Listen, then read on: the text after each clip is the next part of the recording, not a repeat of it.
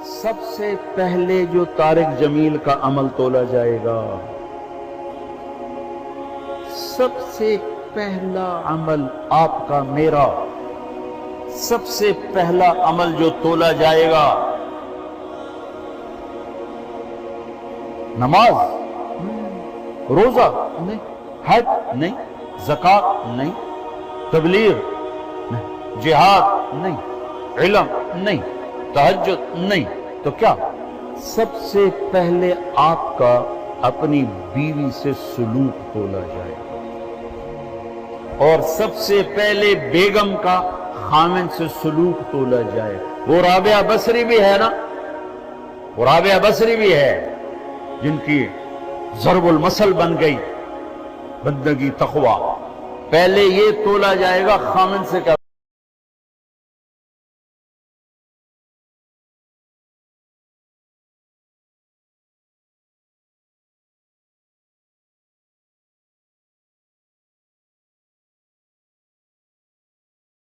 کو پہنچ رہا ہے، کوئی جنید بغدادی کو پہنچ رہا ہے، لیکن جب تولا جائے گا تو پہلے بیوی سے سلوک تولا جائے گا۔ تو اپنے گھروں میں حسن سلوک رکھو۔ بیویوں سے کہتا ہوں، خامدوں سے حسن۔ بیوی مسکرا کے ملے خامد کو جب وہ گھر آئے تھک کر، تو اس کو اللہ کے راستے میں جہاد کرنے کے آدھے کے برابر اجر ملتا ہے، آدھے کے برابر۔ تو اپنے گھروں کو خوبصورت بناؤ حسن سلوک کے ساتھ۔ تانا، طنز، گولیاں، وہ انسان نہیں جو عورت پہ ہاتھ اٹھائے۔ میرے نبی نے فرمایا اس میں کوئی خیر نہیں جو عورتوں پہ ہاتھ اٹھاتا ہو۔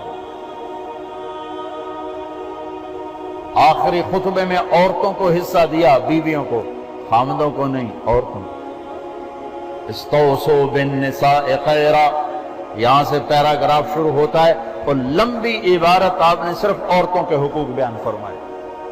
تو میرا معاشرہ امبیلنس سا ہے۔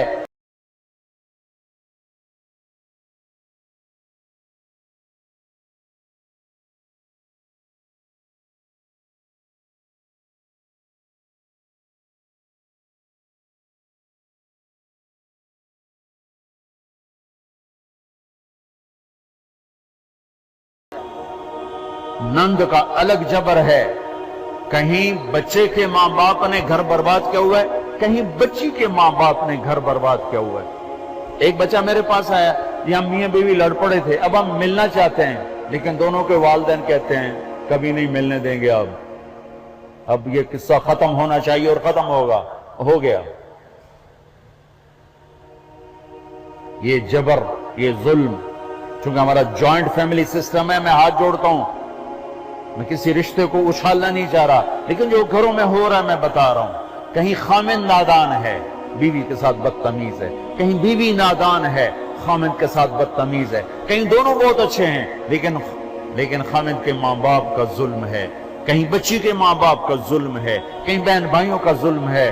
اللہ کے واسطے اپنی حدود میں رہو، اپنی حدود میں رہو۔ یہیں تمہاری یونیورسٹی میں پچھلی دفعہ بیان کر کے آیا، آفس پہ بیٹھا تھا، ایک بچی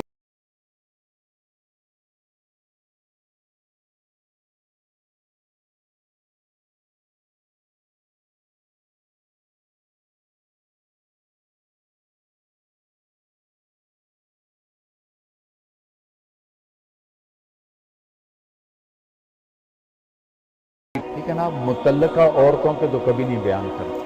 مجھے کیوں لگا جیسے مجھے کسی نے نا خنجر سے دو ٹکڑے کر دیں۔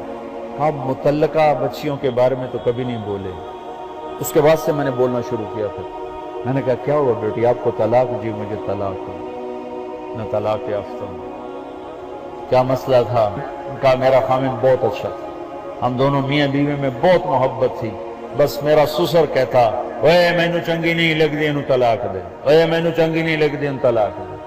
تو 1 سال تک تو میرے خامن نے پریشر برداشت کیا، پھر اس نے کہا میں بہت مجبور ہوں، ماں باپ کا پریشر ہے، اور مجھے طلاق دے کے گھر بٹھا دیا۔ اب کوئی ہے ہی نہیں جو ہمیں پوچھے، بوڑھے لوگوں کے رشتے آتے ہیں۔ متعلقہ بچیوں کو پہلے دیکھا کرو، بیوہ بچیوں کو پہلے دیکھا کرو۔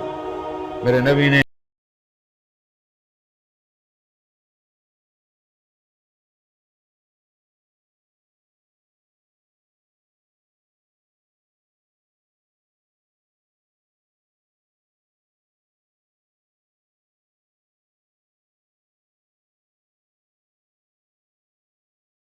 جو بچیاں بیٹھی ہوئی ہیں، کہیں بچیوں کی شادیاں ہو گئی ہیں، بچہ ساتھ لے کر گئی ہیں، یا نوجوان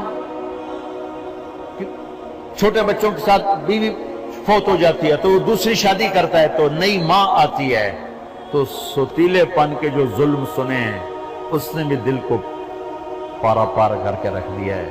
ستیلے یتیم جب روتا ہے نا، جب یتیم روتا ہے تو اللہ کا عرش کانپ اٹھتا ہے، اللہ کا عرش کانپ اٹھتا ہے، اور اللہ تعالیٰ فرماتا ہے کس نے یتیم کو رلایا، کون ہے اس کے آنسو پوچھے اور میری رحمت کی چھاؤں میں آ جائے۔ جہاں کہیں باپ سوتیلا ہے، کہیں ماں سوتیلی ہے، اللہ کا واسطہ دیتا ہوں، اللہ کی رحمت کی چھاؤں میں آ جاؤ، سوتیلی اولاد سے حسن سلوک کر کے متعلقہ بچیوں کو پوچھو۔ اس کے بعد پھر میں نے یہ حدیث میں نے پڑھی،